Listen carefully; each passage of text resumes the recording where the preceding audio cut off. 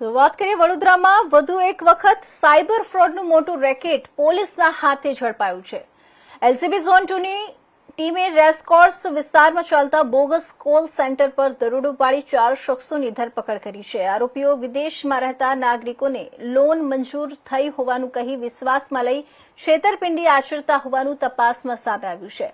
વડોદરા શહેર પોલીસના ઉચ્ચ અધિકારીઓના માર્ગદર્શન હેઠળ એલસીબી ઝોન 2ની ટીમ પેટ્રોલિંગમાં હતી ત્યારે રેસકોર્સ વિસ્તારમાં આઇનોક્સ સામે આવેલા બેરિલ એપાર્ટમેન્ટમાં બોગસ કોલ સેન્ટર ચાલતું હોવાની ચોક્કસ બાતમી મળી હતી।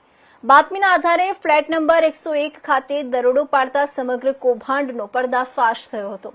તપાસ દરમિયાન આરોપીઓ વિદેશી નાગરિકોને ફોન કરીને પોતાને ફાઇનાન્સ કંપનીના પ્રતિનિધિ તરીકે ઓળખાવતા હતા। ત્યારબાદ લોન મંજૂર થઈ હોવાનું જણાવી વિવિધ ચાર્જ અને પ્રક્રિયાના નામે છેતરપિંડી કરતા હોવાનું બહાર આવ્યું છે। પોલીસે કરણ લોકવાડી, જોનાથન દાસ, પંકજ જેઠવાણી અને આલે રસૂલ સૈયદની ધરપકડ કરી છે। દરોડા દરમિયાન 7 laptop, 8 mobile phone, Jio fibre router, રોકડા રૂપિયા 41,000 સહિત કુલ 3,57,000નો મુદ્દામાલ કબજે કરવામાં આવ્યો છે।